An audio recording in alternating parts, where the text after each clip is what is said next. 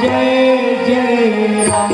बोलो श्री राम जय राम जय जय राम। बोलो श्री राम जय जय। बोलो श्री राम जय राम जय जय राम। श्री राम जय राम जय जय राम। श्री राम जय राम जय जय राम।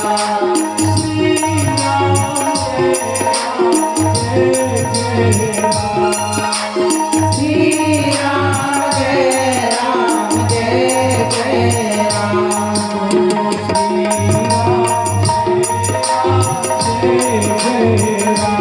बोलो श्री राम जय राम जय जय राम।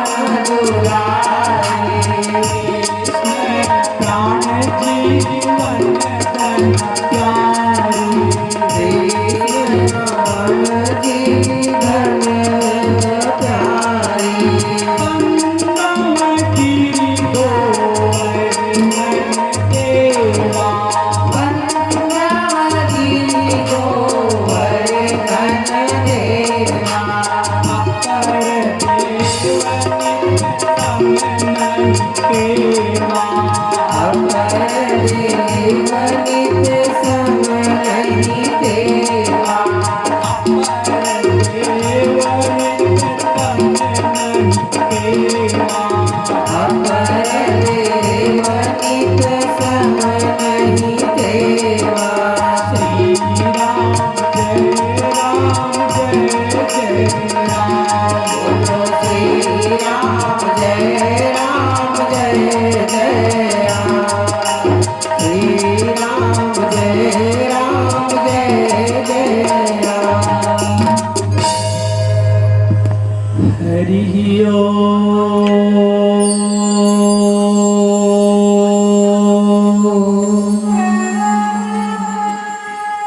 श्री परमात्मने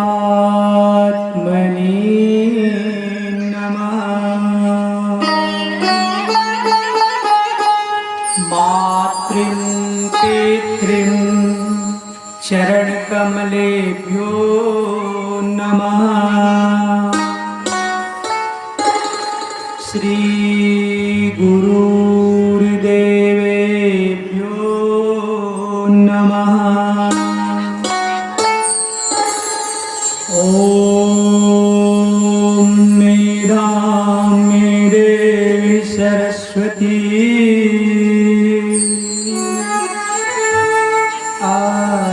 आदधातु।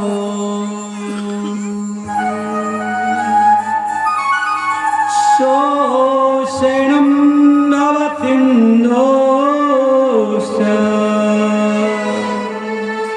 ज्ञापनं सारसम्पद।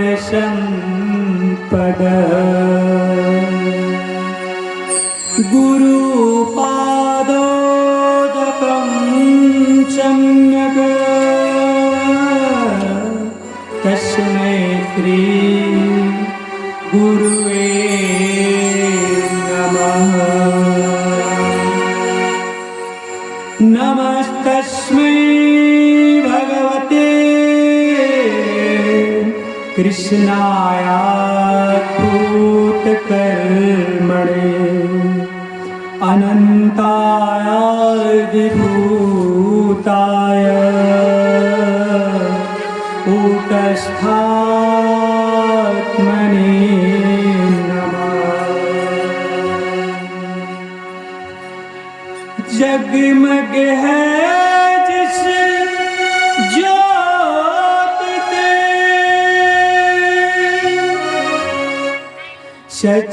सचराचर स्वच्छंद। जयति ब्रह्मा ब्रह्मांड में सोई सच्चिदानंद।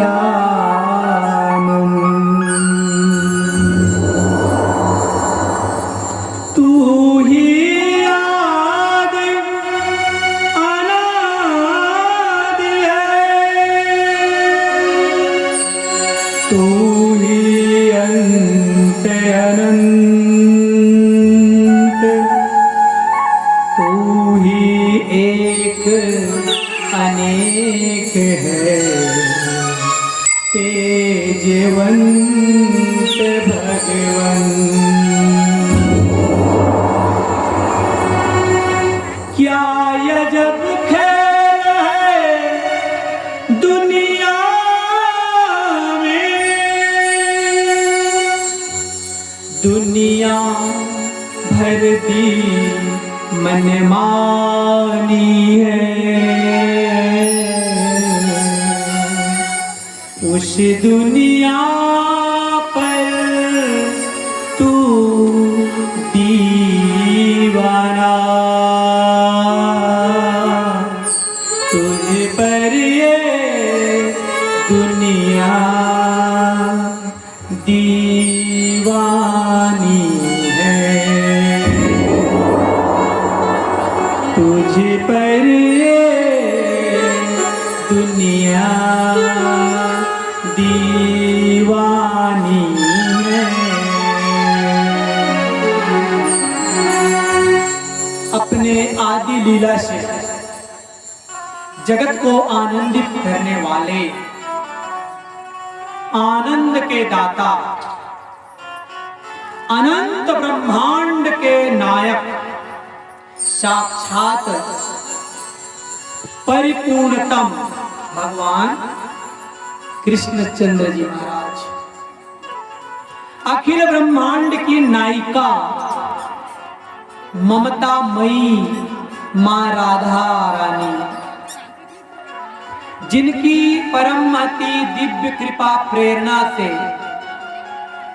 एवं पूर्वजों के आशीर्वाद से स्वर्गीय दिव्यात्मा हरदेव वर्मा, स्वर्गीय सोनिया वर्मा, स्वर्गीय शिवलाल वर्मा, स्वर्गीय कृष्ण कुमार वर्मा, स्वर्गीय तेजस वर्मा की स्मृति में उनकी पारलौकिक गति की कामना से यज्ञ आयोजन करता परिवार श्री जयलाल श्रीमती किरण वर्मा, श्री हेमंत खिलेश्वरी वर्मा, हिमांशु वर्मा के सौजन्य से कल्याण, रमशीला, हरिलाल, प्यारीबाई, भारती, बलराम, पुष्पा, घनश्याम, लकेश्वरी, संतोष, चमेली, कला, शुभम, जया, विनीता, शिशांत, भावेश, लोकेश, ग्रेसी, ओम प्रकाश एवं समस्त सरसिहा परिवार के सहयोग से एवं ग्राम करमदा के समस्त जनता जनार्दनों की श्रद्धा भक्ति और यहाँ विराजमान समस्त श्रद्धालुओं के पुण्य प्रभाव से इस पावन स्थल सरसिहा निवास में श्रीमद् भागवत महापुराण ज्ञान यज्ञ का आयोजन हुआ है।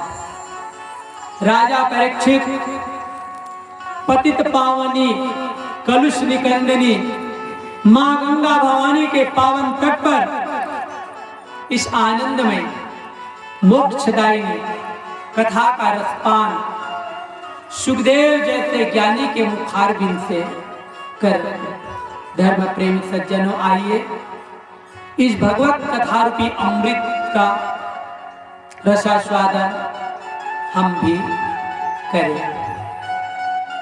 कल आपने कथा श्रवण किया, भगवान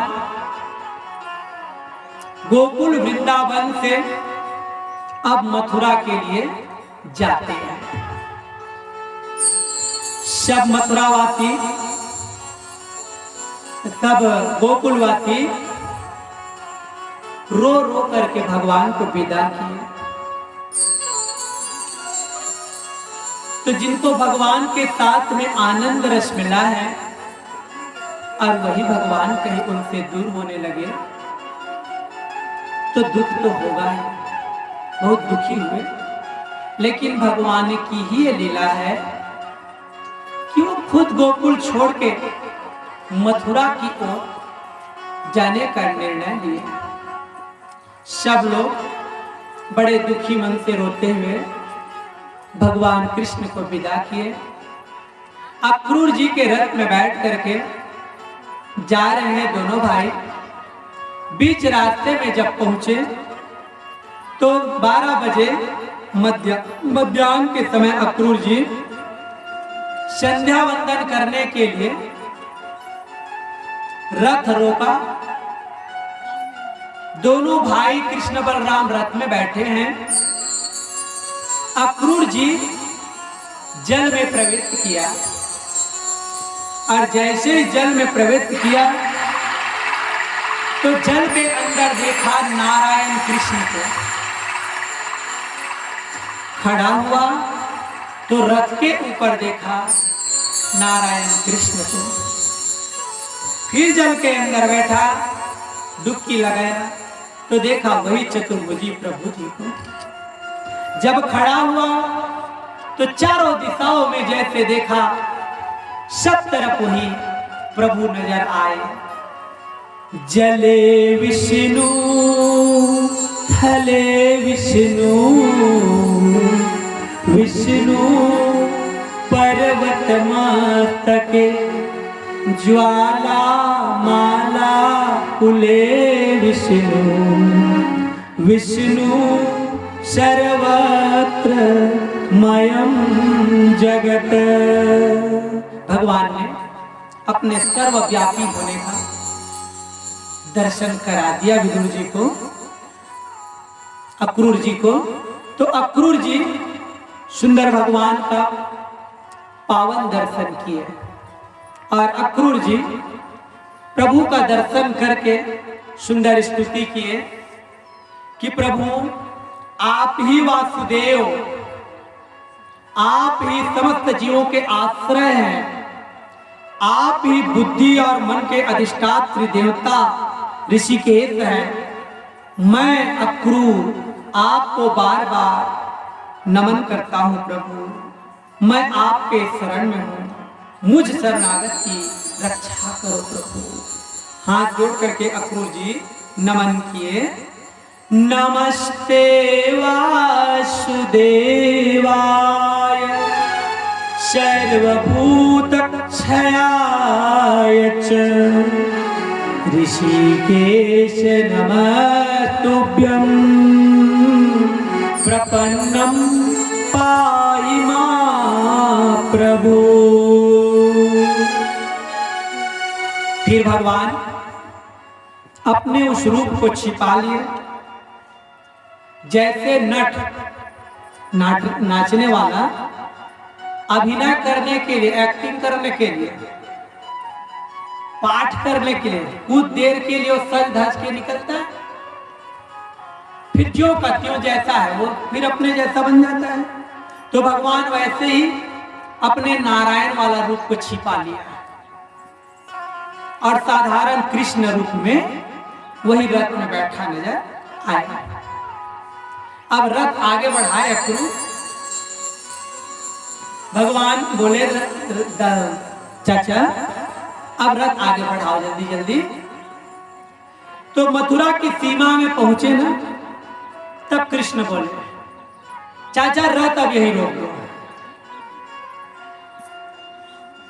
अक्रूर जी बोलने लगे, कहे प्रभु अब मथुरा में आ ही गए हो तो मेरे घर चलो ना। कहे नहीं चाचा अभी हम नहीं जाएंगे, हमारे बाबा को आने दो, नंद बाबा जी को, हमारे मित्रों को आने दो, उसके बाद में हम मथुरा में प्रवेश करेंगे। तो मथुरा के सीमा में उद्यान में रुक गए भगवान, बगीचा में। तो भगवान क्यों रुके ऐसा? क्योंकि भगवान जानते हैं ये कंस माने काम है, विकारी है, विषयानंद है, और भगवान कौन है? ब्रह्मानंद है। तो दोनों एक साथ एक जगह नहीं रह सकते। तो भगवान जानते हैं मैं जाऊंगा तो भी तुरंत उनको मारना पड़ेगा, लेकिन मेरे अपने बाबा लोगों को आने देना जरूरी है। तब तक के वो लोग करीब पहुंच गए। अक्रूर जी को आश्वासन देके भगवान भेज दिए, विदा कर दिए। इसके बाद में फिर सब मित्र लोग आए, और आए तो थोड़ी हंसी ठिठोली फिर बातें होने लगी। बोले बाल बाल लोग, कन्हैया तू बड़ा छलिया है रे, तू बड़ा चालाक है। कृष्ण पूछे क्या बात है भाई, बोलो।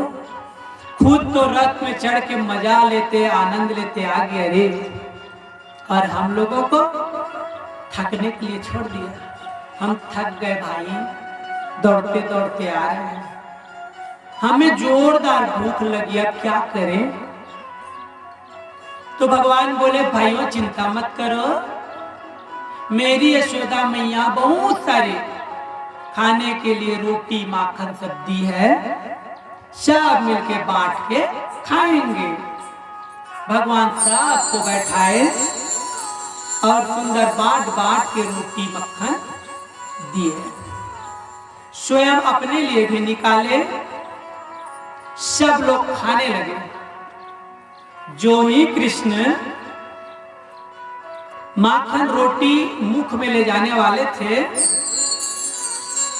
उनको याद आई, क्या मेरी यशोदा मैया कुछ खाई होगी? क्या मेरी प्यारी गोपियां कुछ ग्रहण की होगी, खाई होगी? नहीं। क्या मेरी राधा कुछ खाई होगी? नहीं। जो इतने मेरे विरह में रो रहे थे, वो इतने जल्दी शांत कैसे हो सकते हैं? कहाँ खाए होंगे? भगवान याद करते करते रोने लगे। अपने मैया, गाय, राधा, गोपी, सब गोपियों को याद कर करके रोने लगे, और एक भी रोटी का निवाला मुख में भगवान नहीं ले जाता है। आप सोचो वो कितने महान रहे होंगे जिनकी याद भगवान करते हैं। जीव भगवान को याद करे बड़ी बात नहीं है, लेकिन अधिकाधिक स्नेह के कारण, प्रेम के कारण भगवान याद कर रहे हैं भक्तों को। इसीलिए कहते हैं कि वास्तव में जिनको भगवान याद करे ना, वो साधारण जीव नहीं हो सकते। कान्हा जिनको याद करे बड़े निराले होते हैं। प्रभु जिनका नाम पुकारे किस्मत वाले होते हैं।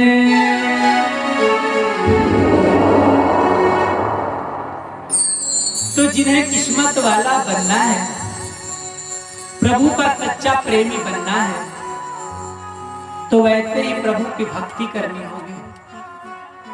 सच्चा निर्मल स्नेह प्रभु से लगाना होगा और हर दिन कहना होगा, भगवान हमारे जैसा तो संसार में आपको बहुत सारे मिल जाएंगे, आपको भक्तों की कमी नहीं है प्रभु, लेकिन हमें जीवन में आप जैसे भगवान की कमी है।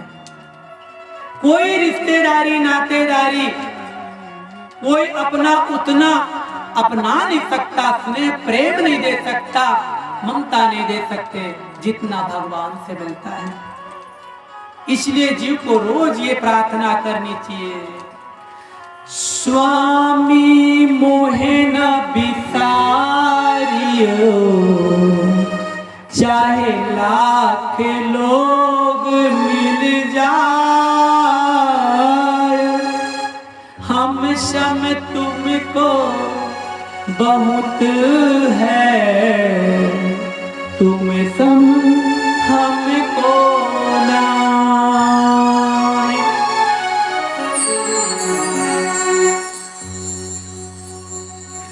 तो भगवान जो एकदम खास जो प्रेमी होते हैं, उन्हीं को अपने में समा लेते हैं और उन्हीं को याद करते हैं। चित्रकूट में जब भरत जी की याद करके भगवान राम जी पुकारते थे, क्या मेरा भरत, मेरा प्यारा भरत, मेरा भरत। सारी दुनिया राम का नाम लेती है, सब लोग राम को भजते हैं, और राम किसको भज रहे हैं? भरत को। भरत सरिस को सम सनेही, भरत सहित को राम सनेही, जग जपऊं राम राम जपुजे। भगवान राम भरत जी को याद करते हैं। तो आज भगवान मैया और अपनी गोपियों को याद करके जरा भी रोटी नहीं लिए, ग्वाल बाल लोग खा लिए, तब तक के संध्या का समय हो गया। ग्वाल बाल लोग बोले, कन्हैया ये तो तेरा मामा गांव है रे, तो अपना मामा गांव नहीं घुमाएगा क्या? कृष्ण बोले, चलो चलो घुमाते, अभी घुमाते हैं। बाल ग्वाल को सब मित्रों को लेकर के बलराम सहित कन्हैया अब मथुरा की गलियों की ओर आने लगे। अब आदत तो पड़ी हुई है, चुपचाप तो चलते नहीं है। मथुरा की गली में अब जयकारा शुरू हो गई, क्या? नंद घर आनंद भयो, जय कन्हैया लाल की, जय कन्हैया लाल की, हाथी घोड़ा पाल की। अब जय जयकारा। मथुरावासी बड़े आश्चर्य में हो गए। आज तक आंख खोल करके किसी ने इतनी आवाज नहीं लगाई, और इतने झुंड में, समूह में, दल में ये लोग कौन है जो आ रहे हैं? तो सब लोग नर नारी अपने अपने घर से जो भी काम कर रहे थे ना, सब छोड़ दिए और घर के दरवाजे में निकल आए। किसके लिए? देखने के लिए। कितना भी जरूरी काम क्यों ना हो, माताएं, बहनें, बुजुर्ग, छोटे छोटे बच्चे, सब लोग मथुरा के गली में निकल आए। तो याद रखना, भगवान को पाना है, भगवान को दर्शन करना है, तो दिल में, मन में, हृदय में आतुरता होनी चाहिए, तड़प होनी चाहिए। सब काम छोड़ के भगवान के लिए दौड़ोगे ना, तब भगवान आतुरता वाले को दर्शन देते हैं। और जो लोग कहते हैं छोड़ना भी तो काम है, काम कर लेते हैं फिर, तो जिसके जिंदगी में केवल काम को महत्व है, उनको श्याम इतनी जल्दी मिलते नहीं है। काम करके भगवान के लिए, श्याम के दर्शन के लिए तुम सही समय निकालोगे, दौड़ोगे आतुरता से, तब भगवान दर्शन देते हैं। तो काम तो सबके जीवन में भाई, कोई आदमी तो एकदम खाली निष्कर्मण्य नहीं रह सकता, तो समय निकालने से निकलता है। कुछ लोग बोलते हैं ना, आज नहीं सुनेंगे भागवत, काम है, हाँ, कल नहीं सुनेंगे, काम है। कौन दिन ऐसा है जिस दिन तेरे जीवन में काम नहीं है? बस धन दौलत कमा के रिश्तेदारी निभाते निभाते तो पूरी जिंदगी यूं ही खटपट में बीत जाती है। तो समय निकालो, भगवान से प्रेम करना सीखो। जब तक है तेरी जिंदगी, फुर्सत न मिलेगी काम से, ऐसा कोई समय निकालो, प्रीत बने मेरे श्याम से, प्रीत बने मेरे श्याम से। जब तक है तेरी जिंदगी, फुर्सत न मिलेगी काम से, ऐसा कोई समय निकालो, प्रीत बने मेरे श्याम से, प्रीत बने मेरे श्याम से।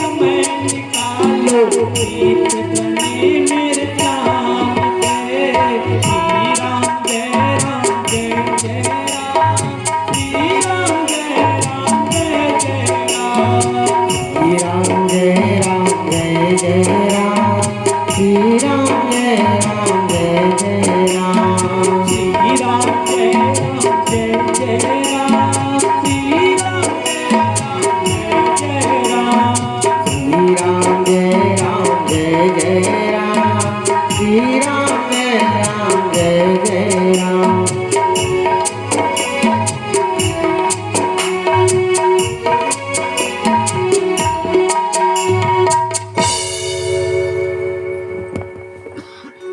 सब लोग घूमते हुए जा रहे हैं। तभी ग्वाल बाल लोग बोले, एक कान्हा, हम लोग तो जल्दी जल्दी में यूं ही चले आए, कोई ढंग के कपड़ा नहीं पहने जी। भगवान बोले, चिंता क्यों करते हो जी, ये तो मेरे मामा गांव है जी, देखते हैं व्यवस्था अगर होती है तो। तभी क्या देखे, एक धोबी जिनका नाम दुर्मुख, वो कपड़े का गट्ठा लेकर के आ रहा है। कन्हैया उनको देखे और उनके पास में दौड़ के गए। जाते ही बोले, मामा जी पाए लागू। धोबी एकदम आश्चर्य में हो गया, ये कौन सा भाषा है जो पाए लागू वाला। अब कन्हैया अपना परिचय देने लगे, नहीं पहचाना मामा जी, अरे वो पूतना वाला, माने बता रहे कि पूतना को मारने वाला मैं ही हूं। वो तृणावर्त वाला, माने मैंने ही तृणावर्त को मारा। वो सक्तासुर, आघासुर, बकासुर, सबका नाम भगवान लेते गए कि सबको मैंने ही मारा। अब धोबी तो अब चिढ़ गया, फिर बोला, क्या चाहते हो? अरे कुछ नहीं, ये कपड़े का गट्ठा रख देते तो जिनको जो पसंद है वो सब निकाल के पहन लेते। धोबी इतने गुस्से में आया, एक थप्पड़ लगाया कन्हैया को। कन्हैया वहीं गिर गया। जैसे ही कन्हैया गिरे, उठे, कहे, मामा आपने तो सीधा लगाना सीखा है, अब हमारी बारी है। उल्टा थप्पड़, एक थप्पड़ धोबी को लगाया कृष्ण, धोबी का सीधा प्राण ही निकल गया।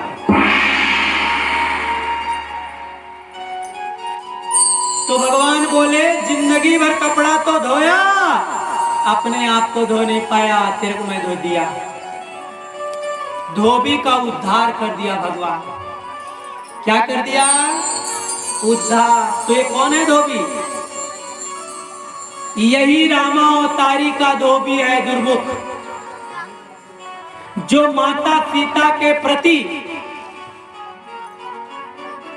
इस तरह से लोगों में अफवाह फैलाए थे और लोकापवाद के कारण भगवान श्री राम जी को सीता का निष्कासन करना पड़ा, त्याग करना पड़ा। भगवान उस समय मर्यादा पुरुषोत्तम बन के आए थे, इसलिए उस धोबी को छोड़ दिए कि द्वापर युग में तेरे को बताऊंगा। आज उसका दंड भगवान कृष्ण अवतार में दिए। तो भगवान बता दिए कि सीधे के प्रति मैं सीधा हूं भैया, और जो मेरे सामने टेढ़ा बर्ताव करेगा ना, उससे मैं ज्यादा टेढ़ा हूं। भगवान एकदम सीधे हैं, याद रखना। लेकिन तुम अगर भगवान के साथ में टेढ़े व्यवहार करने का प्रयास करोगे तो भगवान कहते हैं, मैं तो उससे भी टेढ़ा हो जाऊंगा जितना तू सोचा नहीं है। बलराम पूछे, अरे कन्हैया, आते ही ये क्या कर दिया रे? कहे, भैया क्या हो गया? अरे तुमने तो इनका प्राण ही ले दिया। नहीं नहीं नहीं, प्राण नहीं लिया, तो इनको जहां पहुंचाना चाहिए वहां पहुंचा दिया हूं। सब बच्चे लोगों को भगवान बोले, एक काम करो, जिनको जो पसंद आए वो कपड़ा निकालो, चलो पहनो। ग्वाल बाल सब कपड़े निकाले और एक एक कर पहनते गए। तो किनका है कपड़ा? वो सब कपड़े तो कंस के यहाँ जा रहे थे राज दरबार में, तो बड़े बड़े लोगों के कपड़े हैं, और इनको पहन लिए कौन? ग्वाल बाल लोग। तो ग्वाल बाल माने छोटे छोटे, और कपड़े कैसे पहने? बड़े बड़े। अब पूरा ऐसा भालू वाला कपड़ा बन गया सबका। अब सब लोग चलने लगे, अब लाज आने लगी, अरे कन्हैया ये तो ढंग से फिटिंग नहीं हो रहा है। अरे चिंता काहे करते हो, मेरे मामा का गांव है ना, तो ऐसे भी लोग मिल सकते हैं, चलो। जैसे चलने लगे ना, तो चलते चलते देखे कि एक दर्जी मिला। और वो दर्जी देखा ना, इन लोगों के बड़े बड़े कपड़े पहने। भगवान कहे भैया समझ रहे तो बना दो, और नहीं तो ज्यादा जिद नहीं करेंगे तेरे को। एक बार में दर्जी तैयार हो गया, सबके कपड़े फिट करके दे दिए। भगवान कहे जा, तेरा जीवन इसी तरह से अच्छा परोपकार में चले, कुशल जीवन। भगवान का यूं ही आशीर्वाद वो प्राप्त कर लिए। दोनों भाई आगे आगे जा रहे हैं, तभी देखे कि सुदामा नाम का माली दूर से माला लेके आ रहा है। तो ये माली सोचा, इतने सुंदर दोनों भाई लग रहे हैं, साक्षात उसमें माली परमात्मा के झलक को महसूस किया। किसमें? कृष्ण में, बलराम में। और वो माली माला लेके अपने दरवाजे पे खड़ा है। बोले आप अपने पावन चरण मेरे दरवाजे पे अगर रख देते तो मैं भी धन्य हो जाता। भगवान उनकी सरलता को देख करके अपना पद कमल उस माली के द्वार पे रख दिया। जो ही दरवाजे पे गए, माली माला पहनाए और माला पहना करके इतना गदगद हुए और भगवान को इतना सुंदर नमन किए, वंदन किए।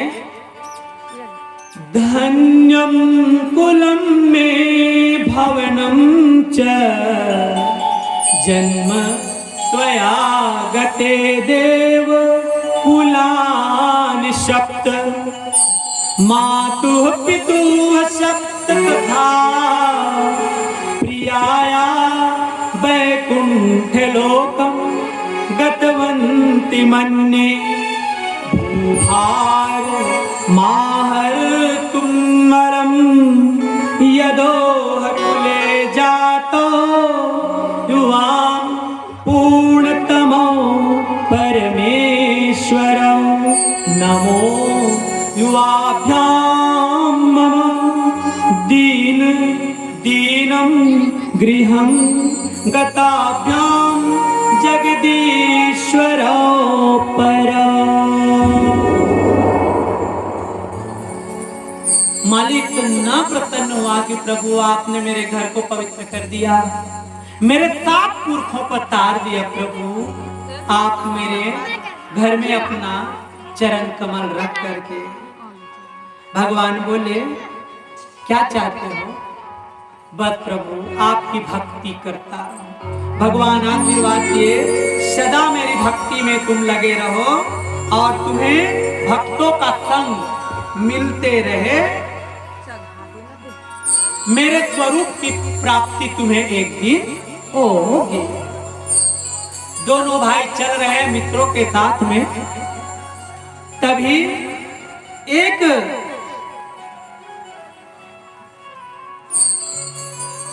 कुंवारी अवस्था में चंदन लेकर के टेढ़े मेढ़े शरीर में वो चली आ रही है। दोनों भाई को जब देखी ना, तो वो नाम है कुब्जा,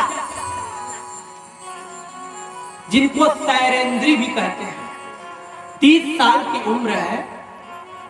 दोनों भाई को जब देखे ना, गदगद हो गई। सोचने लगी दिखने में तो दोनों बड़े प्यारे लगते हैं, लेकिन मस्तक खाली है।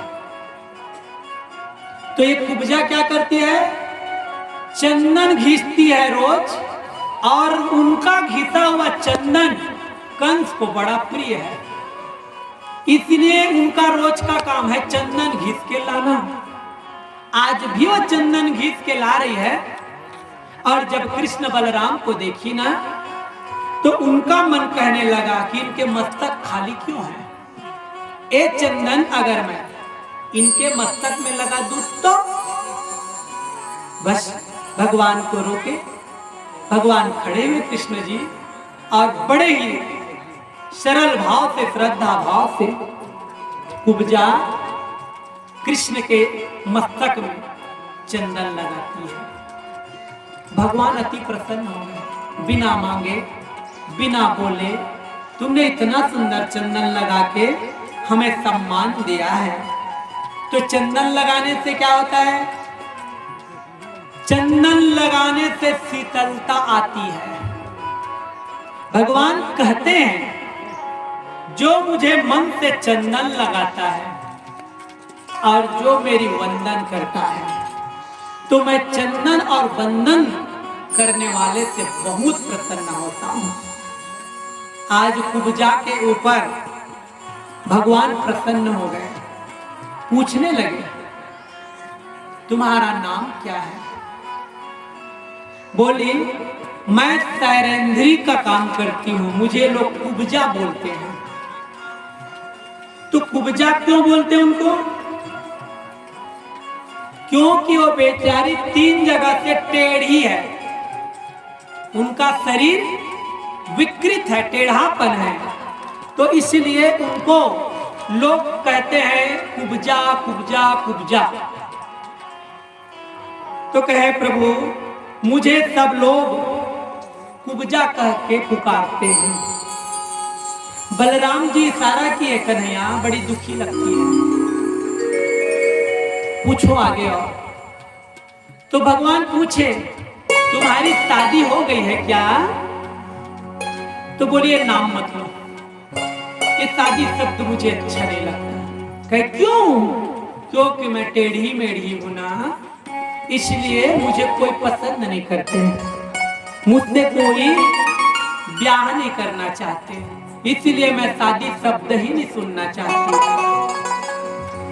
भगवान देखिए नहीं, ये बेचारी दुखी है, इनका भी कुछ बना देना चाहिए। भगवान अपने पैरों से उनके पैर को दबाए, एक हाथ से कमर को स्पर्श किया, एक हाथ से सिर को दिया झटका, और भगवान के हस्त कमल लगते ही वो टेढ़ी मेढ़ी कुब्जा दिव्य 16 साल की सुंदर कन्या बन गई, रूपवती बन गई। सब देखते रह गए। आखिर में पूछे बोलो और तुम्हारी कोई इच्छा है? अब तो तुम इतनी सुंदर बन गई हो कि बड़े बड़े राजा महाराजा, सुंदर पुरुष तुम्हें प्राप्त करना चाहेंगे, जाओ शादी कर लेना। और कुछ इच्छा है? कुब्जा रो डाली, बोली प्रभु बिन मांगे आपने दे दिया सब कुछ, आपके दर्शन पाके मेरा मन निर्मल हो गया, सुंदर हो गया, आपने स्पर्श करके मेरा तन सुंदर बना दिया, अब और क्या अभिलाषा रखूं? अरे मांगना कुछ भी। तो बेचारी आर्त भाव से बोली और भला क्या मांगू मैं भगवन,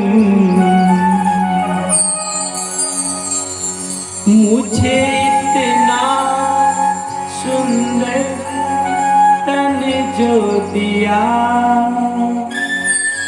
इस दुर्लभ अवसर को पाकर कोई उत्तम कर्म कमा न सका। अब दिल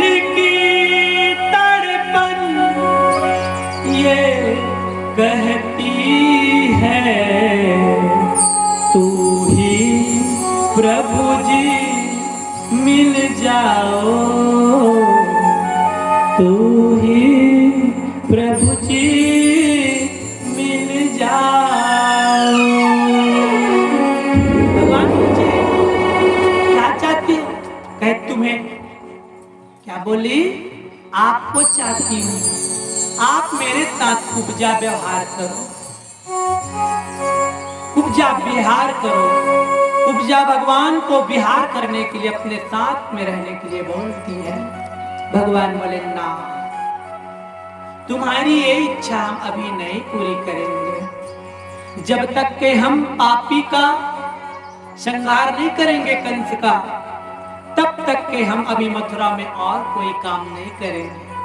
बोले कुब्जा जाओ, इंतजार करो, समय आने पर एक बार हम जरूर तुम्हारे घर आएंगे, उपजा विहार सार्थक करेंगे। इसके बाद में फिर भगवान आगे बढ़े। तो जब आगे बढ़े ना, तो सब लोग तो देख रहे हैं क्या, कुब्जा का काया परिवर्तन कर दिए भगवान, सुंदर बना दिए उनको। और धोबी को तो सीधा ऊपर भेज दिए, माली को उनके 7 कुल को तरने का आशीर्वाद दे दिए। अब देख रहे हैं दुकान खोले हैं सब बनिया लोग। कौन लोग देख रहे हैं? दुकानदार लोग। अब चले जा रहे हैं सब मंडली के साथ में। तो ये लोग सब देख के डर रहे हैं, पता नहीं हमारे दुकान में आएंगे तब क्या करने वाले हैं। सोचे पहले से आए, इससे अच्छा हम ही बुला लेते भैया आदर से, आओ ना हमारे दुकान में आओ ना। सब व्यापारी अपने अपने दुकान में बुलाने लगे। भगवान देखे, चलो भैया जब बुला ही रहे तो खड़े हो जाते हैं तेरे भी दरवाजे पे। जैसे भी भगवान गए, वो लोग देखे आ गए। अगर हमने इनके साथ अच्छा व्यवहार नहीं किया तो ये तुरंत बदल देने वाले हैं। इससे अच्छा भैया इनको खुश करना है। तब क्या किए बनिया लोग? तुरंत पान बनाए, सुपारी डाले और 5 सुपारी भगवान को दिए। भगवान 5 सुपारी लिए, बोले बैठो ना। बैठ गए भगवान। अब बैठ तो गए। अब बैठने के बाद भगवान तो खुश हो चुके हैं। बोलो तुम्हें क्या चाहिए? तब क्या बोले?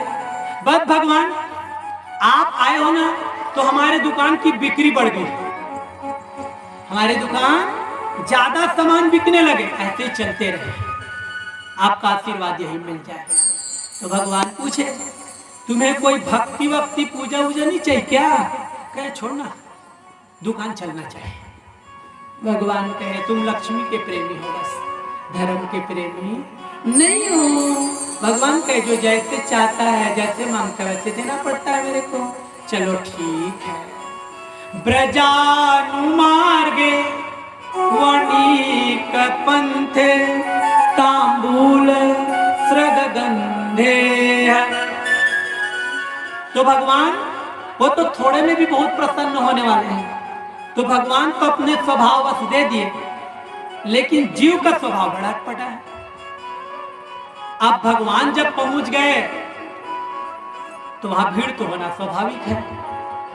अब बनिया लोगों के दुकान में इतनी भीड़ लगी कि भगवान से बोलने की फुर्सत नहीं है। अब भगवान बोल रहे हैं भैया वो कंस धनुष याग रखा है, वो रंगमंच किधर है बता दो। अब जब भीड़ है तब अब त्योहार बदल गए। बनिया क्या हमारे पास और कोई टाइम नहीं है, दिन भर तेरे से बात करते रहे। भगवान कहिए है बदलती दुनिया के लोग। जब नहीं था तो मेरे से अनुनय विनय करके मांगे, और अभी जब ग्राहक बढ़ गए तब मेरे लिए टाइम नहीं है। तो ये किसकी कथा है? हम संसारवासी जब बनिया धंधा में आ जाते हैं ना, लेन देन में, तो हम भगवान से यही व्यवहार करते हैं। क्या जब कुछ नहीं रहता है ना तो भगवान दे देना, भगवान गरीब धन दे देना, भगवान नौकरी में है, नौकरी दे देना, भगवान रोजगार में है, दे देना। और वही भगवान जिस दिन कृपा करके दे देते हैं तब उसके बाद भगवान के कथा के लिए टाइम नहीं, भगवान की पूजा के लिए टाइम नहीं, मंदिर देवाला के लिए टाइम नहीं। कौन बोलता है? ये जीव ऐसे करता है, ये मनुष्य ऐसे करता है। भगवान कहे ठीक है भैया, तुम लोग जैसा रहो, मैं तो जा रहा हूं। भगवान जाने लगे आगे। जैसे जाने लगे सबने तो यथा जो भी अपना व्यवहार स्वागत सत्कार किए। मथुरा के ब्राह्मण लोग आकड़ के कारण भगवान की ओर ठीक से देखे तक नहीं। लक्ष्मी नाराज हो गई। मेरे नारायण जब कृष्ण रूप में पधारे हैं और ये ब्राह्मण उनका सम्मान नहीं करते, उनका स्वागत नहीं करते, मैं नहीं जाना चाहती इनके घर। आगे भगवान चले जा रहे हैं तो चलते चलते रास्ते में अब कुवलिया पीड़ हाथी को देखा। किसको देखा? हाथी। और ये कुवलिया पीड़ हाथी को मदरा पिला करके नशे में रखा गया है।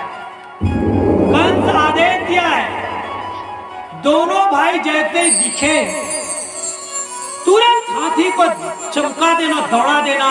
और हाथी बिगड़ी मती से दौड़ेगा, जाएगा उन्मत्त और दोनों भाई को पटक के मारेगा, रौंदेगा। महावत हाथी पे बैठा है। जो ही कृष्ण बलराम को देखा, हाथी को जो चमकाया, हाथी गुस्से में आया और कृष्ण बलराम को मारने के लिए दौड़ा। कृष्ण बोले बलराम भैया हाथी आ रहा है देखो। दोनों भाई सावधान हो गए और दोनों भाई जैसे ही सावधान हुए, हाथी करीब में आया, भगवान मुक्के से मारे हाथी को। हाथी का प्राणांत हुआ और हाथी के दांत को पकड़े, दिया झटका और तुरंत दोनों भाई हाथी दांत को अब पकड़ लिए हथियार की तरह। भगवान बोले अब तक के हमने वृंदावन और मथुरा में बाल लीला किए, अब हम मथुरा में करेंगे वीर लीला। तो गोकुल और वृंदावन में भगवान की बाल लीला चली और मथुरा में अब भगवान की वीर लीला शुरू होने जा रही है। तो सबसे पहले भगवान हाथी दांत को ही हथियार की तरह उनको हाथों में लिए। सुखदेव जी महाराज जब ये कथा सुनाए तो राजा परीक्षित पूछे ये हाथी को भगवान ने मार के इनका उद्धार इस तरह से कैसे किया? ये हाथी भी कोई पिछले जन्म का श्रापित या पुण्यात्मा जीव है क्या? तो बताए हाँ। ये हाथी कौन है? देखो, ये राजा बलि का पुत्र है। एक समय की बात है, बहुत भीड़ जा रही थी दर्शन के लिए भगवान रंगनाथ जी के। और उस भीड़ में ये राजा बलि का पुत्र मंदगति नाम जिनका, ये भी जा रहा था। और बहुत भीड़ में वो मोटा तगड़ा शरीर वाला मंदगति बलि का ये बेटा, वो सबको इधर उधर धक्का मुक्की करते अपने शरीर गौरव के कारण चला जा रहा था। तो सब लोग इनसे परेशान थे। तभी वही भीड़ में पास में त्रित नाम के मुनि जा रहे थे और ये मंदगति धक्का देके उनको गिरा दिया। किनको? मुनि को। मुनि गुस्से में आया, कहे इतना भारी शरीर लेके चलता है, किसी को कुछ नहीं समझता रहे, हाथी की तरह धक्का मुक्की करते हुए जा रहा है, मेरे को गिराया। दुर्मते कहीं का, मदोन्मत की तरह चलता है, कुचलता है लोगों को। मैं तेरे को श्राप देता हूं, जा तू हाथी हो जा। जब इसको श्राप मिली तो यही विंध्य पर्वत में कुवलिया पेड़ हाथी के रूप में आया और भगवान के हाथों से इनकी मुक्ति लिखी थी। तो आज ये मुक्ति को प्राप्त किए हाथी तन से। अब दोनों भाई रंगमंच की ओर पधार रहे हैं, तो सब लोग देख रहे हैं, अपने अपने अनुसार सबकी भावनाएं बन रही है, स्वरूप दर्शन कर रहे। किसका? कृष्ण का, भगवान का। तो मल्लों ने, जो पहलवान है, उसने देखा कि एक कठोर शरीर वाला है हमारी तरह। साधारण मनुष्यों ने श्रेष्ठ नर रतन के रूप में भगवान को समझा।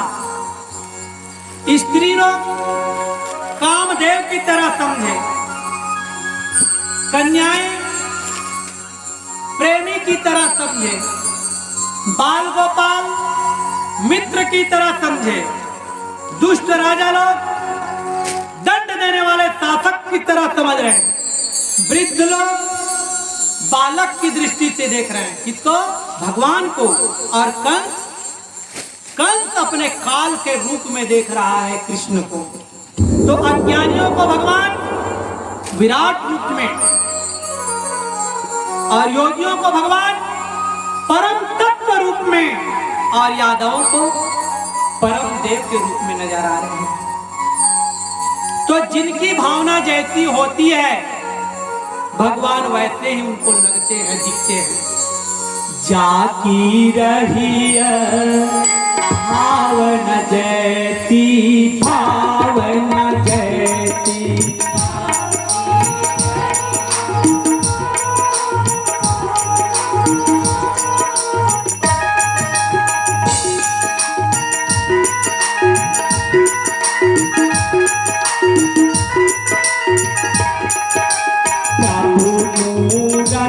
किन किन तैसी दे, किन किन तैसी।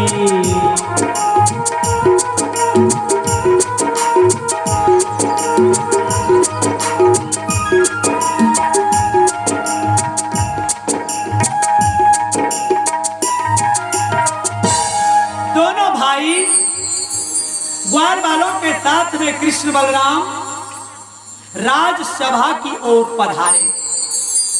और जैसे राजसभा की ओर पधारे,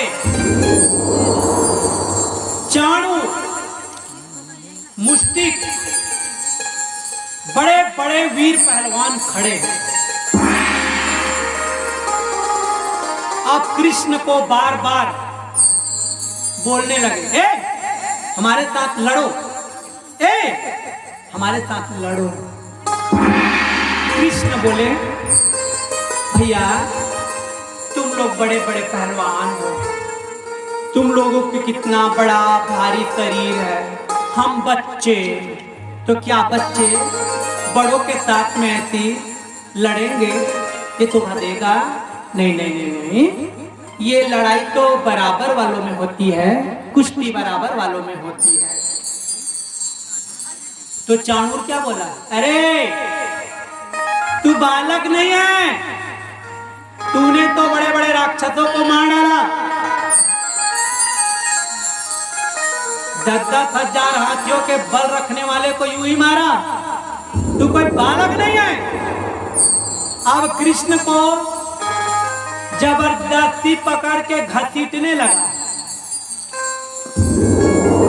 कृष्ण बोले, ये क्या करते भाई, ये तो अधर्म हो रहा है। अरे लड़ने में क्या धर्म अधर्म जी, लड़ना है माने लड़ना है। कृष्ण देखे बड़े जिद्दी लोग हैं, कहे मैं कहता हूं मेरे छोड़ दो, कहे हम छोड़ने के लिए थोड़ी देर पकड़े हैं। कृष्ण बोले तुम लोग क्या समझते हो, मैं डरने वरने वाला नहीं किसी से। तुम लोग मेरे को कहीं डराने को सोचे होगे ना, तो ऐसा विचार में अपने मत रखो। मैंने अपने मैया यशोदा के द्वारा खूब माखन और रोटी खाए हैं, दही खाया मैं डरने वाला नहीं। लेकिन मैं बोल रहा हूं कि तुम लोग मेरे को छोड़ दो, जबरदस्ती लड़ने के लिए मत बोलना। नहीं माने, जबरदस्ती जब ना बार बार उकसाने और खींचने लगे ना, कृष्ण बोले भैया बलराम अब नहीं सहन होता है, अब शुरू करते हैं। अब जैसे ही अब उस मल्ल युद्ध के कटघरे में मैदान में दोनों भाई कूद गए। नंद बाबा का जी अब डर गया, मेरे छोटे छोटे बच्चे हैं, इतने बड़े बड़े पहलवान, पता नहीं क्या इनकी गति करेंगे। हे महादेव रक्षा करो, महादेव, हे महादेव आओ, महादेव रक्षा करो, महादेव। देखिए महादेव तो आ ही रहे, तब बजरंग बली ही कुछ कर सकते हैं। बजरंग बली को पुकार रहे हैं, जय जय जय हनुमान गोसाई, हनुमान गोसाई, जय जय हनुमान गोसाई, हनुमान गोसाई। कृपा करहु गुरुदेव की नानी, देव की नानी,